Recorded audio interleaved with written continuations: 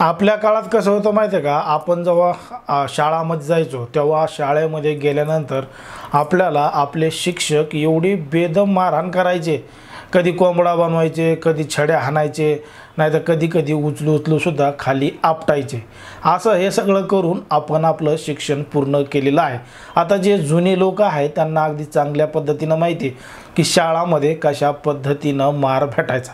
आता शाळेत गेलं तर शिक्षक हाणायचे आणि शाळेत नाही गेलं तर घरचे हाणायचे, मात्र तरीसुद्धा आपल्याला त्या मारहाणीचं काहीही दुःख वाटत नव्हतं, कारण की आईवडिलांना वाटायचं की आपला मुलगा शिकला पाहिजे म्हणून घरचे सुद्धा मारून मारून शाळेत पाठवायचे आणि शाळेत गेलं की शिक्षक मारायचे। तरीसुद्धा आईवडिलांवर आपली कुठलीच नाराजी नसायची।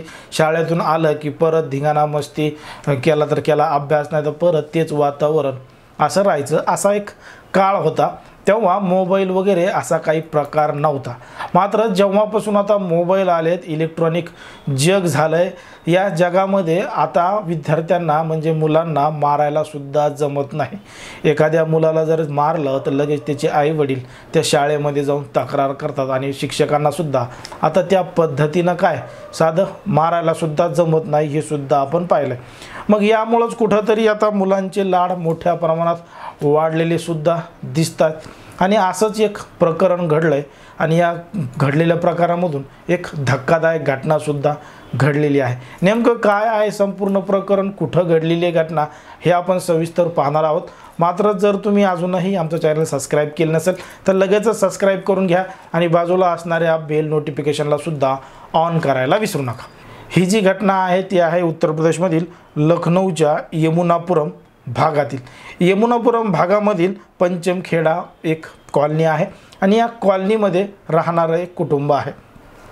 आता या ठिकाणी 7 जून 2022ला संध्याकाळी या ठिकाणावरून एक व्यक्ती पोलीस स्टेशनला कॉल करतो आणि सांगतो की आमच्या कॉलनीमध्ये एका घरामधून अशा पद्धतीचा घाण वास येत आहे।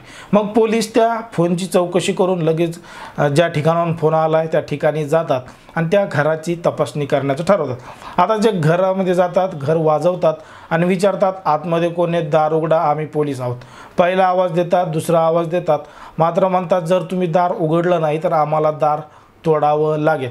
मग लगेचच आतमधून एक मुलगा दार उघडतो आणि त्या मुलाचं वय असतं 16 वर्ष। 16 वर्षाचा मुलगा असतो आणि एक 9 वर्षाची मुलगी असते।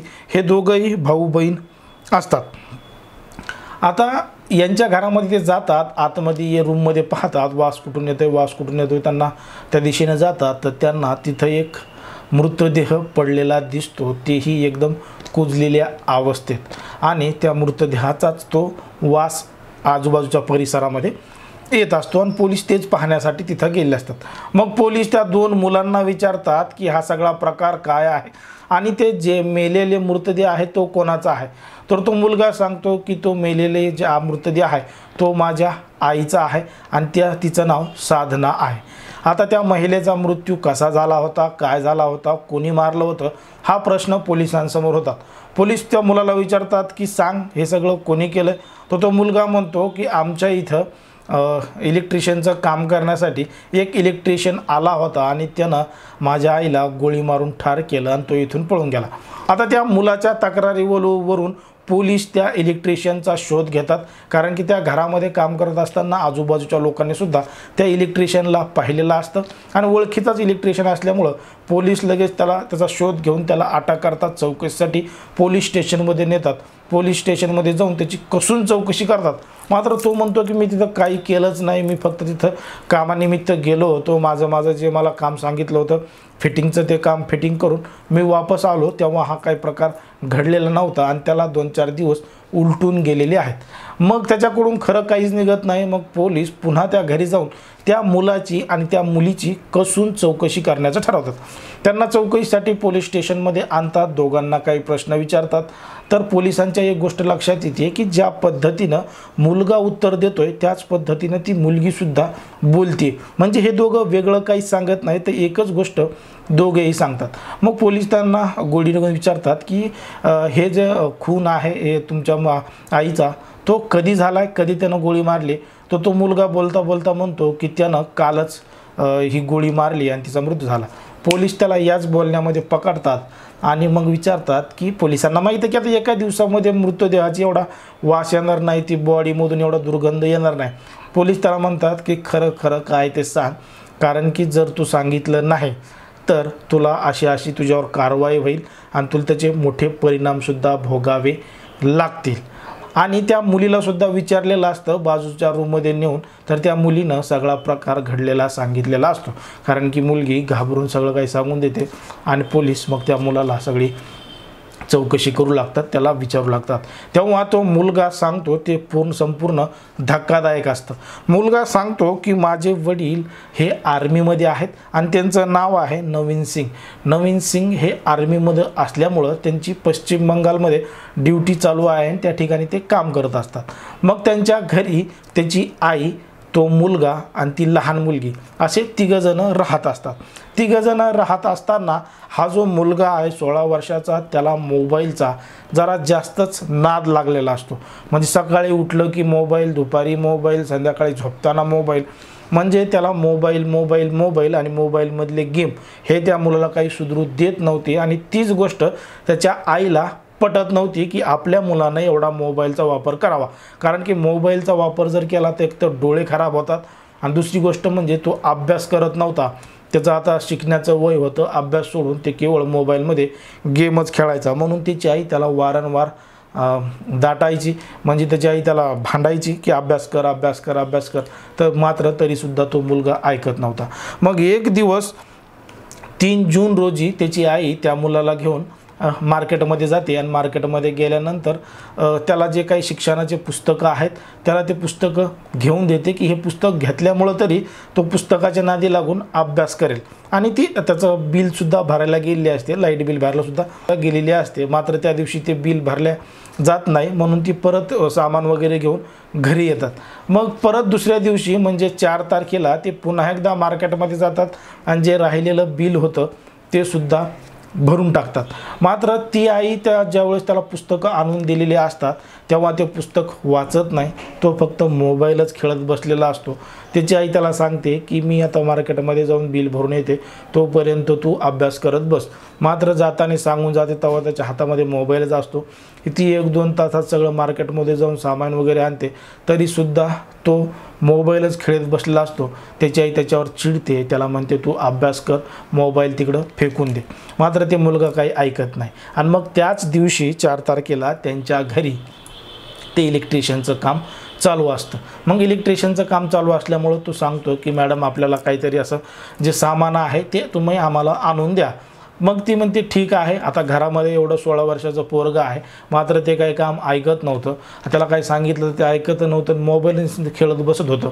मग त्याची आई म्हणते त्याला सांगितल्यापेक्षा एकदा बाहेर गेलं की तिकडंच कुठंतरी फिरन, त्याच्यापेक्षा मीच जाऊन स्वतः ते सामान आणते. मग ती जी साधना आहे त्या मुलाची आई आहे ती स्वतः मार्केटमध्ये जाऊन जे काही इलेक्ट्रिशियनचं सामान आहे फिटिंगसाठी लागणारं ती आणून त्या इलेक्ट्रिशियनला देते. मात्र ती जात असताना त्या मुलाला सांगते की ते मोबाईल तिकडं फेक, तुला 2 दिवसापासून सांगते, तुला पुस्तकं आणून दिलेत ते अभ्यास करत बस, ते मोबाईल खेळणं बंद कर. आता मी ते सामान आणून देईपर्यंत मला तुझ्या हातामध्ये पुस्तक दिसलं पाहिजे आणि हा मोबाईल दिसला नाही पाहिजे. मुलगा ठीक आहे म्हणतो. ती आई जाते, सगळं काही सामान घेऊन येते, त्या इलेक्ट्रिशियनला देते, तरीसुद्धा हा सोफ्यावर बसून नुसता गेमच खेळत असतो. आता मात्र त्या आईचा पारा सरकलेला असतो. ती त्याच्या हातामध्ये मोबाईल हिसकून घेते, त्याला 2-3 झापडा मारते, तिच्यासोबत भांडते, त्याला म्हणजे चांगलंच बदलून काढते. मात्र ते पोरगं एकदम लठ्ठसारखं एकसारखंच उभा असतं, काहीही रिप्लाय करत नाही, आरडत नाही, ओरडत नाही, आहे त्या पद्धतीने संपूर्ण मार खाऊन घेतो आणि तसाच त्या ठिकाणी उभा राहतो. मग त्याच्या आईला वाटतं की पोरगं आपलं दांड झालं आहे, रगील झालं आहे, काही ऐकत नाही, म्हणून त्याची आई त्याला अजूनच मारू लागते, तरीसुद्धा त्याला त्याची काहीच जाणीव होत नाही.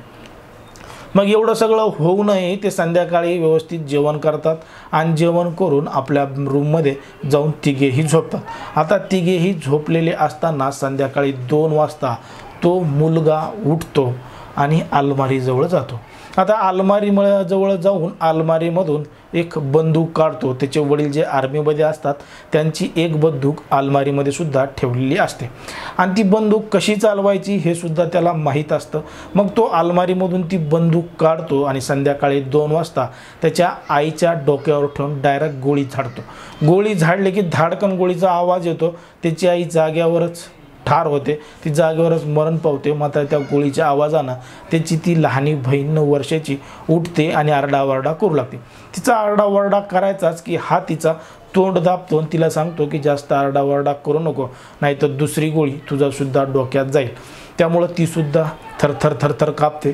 तो तिला घेतो, ओढत ओढत दुसऱ्या रूममध्ये नेतो. तिथं जाऊन ते दोघेजण बसतात आणि हा पठ्ठ्या सनाट झोपतो, जणू काही घडलंच नाही. मात्र ती मुलगी रात्रभर कुणत कुतत रडत रात्रभर तशीच घालवते, कारण की तिची आई जगातून गेलेली असते आणि तिला मोठं दुःख असतं. मात्र तिला आरडता येत नव्हतं आणि वरडता येत नव्हतं. तसं काही केलं तर हातीचा मोठा भाऊ तिला गोळी घालण्याची धमकी त्यांनी दिली होती. आता तो दिवस निघून गेला. मग त्या दिवशी हा गाडी काढतो, बाहेर जातो, मित्रांसोबत खेळतो. एका मित्राला बोकांडीवर घेऊन परत घरी येतो. घरी येऊन मस्त पार्टी वगैरे करतो, कारण की याला माहीत असतं घरातले पैसे कुठं ठेवलेले आहेत, काय आहेत. हे सगळे पैसे घेऊन खाण्यापिण्याचं सामान आणतो, मस्त मजा करतो, मित्रासोबत TV पाहतो आणि संध्याकाळ झाली की त्याचा मित्र तो वापस जातो. आता त्या दिवशी तो सगळा प्रकार झालेला असतो. मात्र ती मुलगी बिचारी एका रूममध्ये रडत बसलेली असते, कारण की तिला सगळ्यात जास्त दुःख झालेलं असतं. आता तो दिवसही जातो. नंतर परत दुसऱ्या दिवशी हे एका नवीन मित्राला घरी घेऊन येतो आणि घरून घेऊन आल्यानंतर आजूबाजूला जे असणारं काही सामान आहे ते सुद्धा आणतो आणि म्हणतो आपण किचनमध्ये काहीतरी बनवून खाऊ. मात्र तिकडं त्या मुलीला खूप भूक लागलेली असते.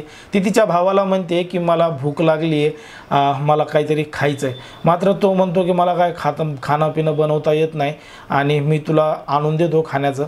मग हा बाहेर शेजाऱ्या पाजाऱ्याकडून जाऊन काही खाण्याचं मागतो. त्याला म्हणतो की माझी आई गावाला गेली आहे, आमच्या इथं कोण नाही, आम्हाला थोडंफार जेवायला द्या, माझ्या बहिणीला खूप भूक लागली. मग ते शेजारी पाजारी त्यांना जेवणाचं काही डबा वगैरे देतात. मग तो घरी आणतो, त्याच्या बहिणीला देतो. मात्र हे दोघं जण जे बनवून खातात यांना जरा बाहेरची खाण्याची चटक लागलेली असते, यांना घरचं काही गोड लागत नाही. आता जो बाहेरून आणलेला डबा आहे तो त्याच्या बहिणीला देतो आणि हे दोघं काहीतरी बनवण्यासाठी किचनमध्ये जातात. आता किचनमध्ये गेलेले असताना त्या जो मित्र आहे त्याला तिथून काहीतरी वास आल्यासारखा होतो, कारण की या गोष्टीला 2-3 दिवस झालेले असतात. आता 2-3 दिवस झालेले असतात. मग त्याला किचनमध्ये वास येतो. त्याचा मित्र त्या मुलाला विचारतो की अरे वास कुठून येतोय? तर तो म्हणतोय बाजूला काहीतरी एखादं जनावर मेलं आहे आणि त्याचा वास या ठिकाणी येतोय. मी आजूबाजूच्या लोकांना सांगितलं आहे, मात्र ते अजून काही घेऊन गेले नाही. जाऊ दे, तू त्याच्याकडे काही लक्ष देऊ नको, आपण आपलं बनवू खाऊ आणि TV बघत बसू. असं म्हणून ती रात्रसुद्धा जाते आणि मग येते 7 जूनची रात्र. 7 जूनला संध्याकाळी 9:30 वाजता याच कॉलनीमधला एक माणूस पोलीस स्टेशनला फोन करतो आणि सांगतो की अशा पद्धतीनं आमच्या कॉलनीमधील एका घरामधून वास येत होता. मग पोलीस त्या ठिकाणी येतात, चौकशी करतात, तर हे सगळं प्रकरण समोर येतं. आता हे सगळं घडत असतानाच त्याचे जे वडील आहेत आर्मीमध्ये, नवीन सिंग यांनी सुद्धा अनेक वेळा त्यांच्या बायकोच्या मोबाईलवर फोन केलेले असतात. मात्र फोन कोणी उचलत नव्हतं, नाहीतर फोन स्विच ऑफ यायचा. त्यांनी वारंवार फोन करून सुद्धा काहीही रिप्लाय येत नव्हता. म्हणून ते काळजीपोटी तिथून निघले होते की नेमकं काय घडलं हे प्रत्यक्ष पाहण्यासाठी. मात्र ते येईपर्यंत त्यांची बायको या जगात राहिलेली नव्हती आणि त्यांच्या मुलांनीच त्यांच्या बायकोला संपवलेलं होतं. तोपर्यंत हा मुलगा जेलमध्ये गेलेला होता. पोलिसांनी कठोरातली कठोर शिक्षा देण्यासाठी त्याच्यावर कलम लावलेले आहेत आणि अल्पवयीन असल्यामुळं त्याला बालसुधारगृहातसुद्धा पाठवण्यात आलेलं आहे. मात्र देशामध्ये, राज्यामध्ये अजूनही अशा घटना घडत आहेत. एक काळ होता जेव्हा मुलाला मोठं हाणमार केली तरी मुलांना काही वाटत नव्हतं, आईवडिलांचा राग येत नव्हता. मात्र आता काळ कसा निघालाय, कशा पद्धतीनं मुलं बदलत चाललेत. त्यांना थोडंफार बोललं, थोडंफार हाणमार केली तरी त्यांना ते गोष्ट सहन होत नाहीत. सांगायचा उद्देश केवळ हाच आहे की आपल्याही आजूबाजूला, आपल्याही परिसरामध्ये अशा घटना मोठ्या प्रमाणात घडत असतात. मात्र अशा घटनेची वेळीच दखल घेऊन जर अशा काही प्रकरण आपल्या लक्षात आलं तर आपण तात्काळ त्याची माहिती पोलिसांना दिली पाहिजे आणि जर आपले मुलं अशा ऐकत नसतील तर त्यांना वेळीच समज देऊन एक चांगलं संस्कार त्यांच्यावर केले पाहिजेत जेणेकरून अशा घटना भविष्यात घडणार नाहीत। जास्त लाडही काही कामाचा नसतो आणि जास्त मारहाण करणंही काही कामाची नसते। लिमिटमध्ये राहणं, लिमिटमध्ये सगळ्या गोष्टी ठेवणं हे सगळ्यात महत्त्वाचं असतं। एकंदरीत या संपूर्ण घटनेवरून, या संपूर्ण प्रकरणावर तुम्हाला काय वाटतं हे आम्हाला कमेंटमध्ये सांगा आणि अशाच पद्धतीचे नवनवीन व्हिडिओ पाहण्यासाठी आमच्या चॅनलला लगेच सबस्क्राईब करून घ्या। धन्यवाद।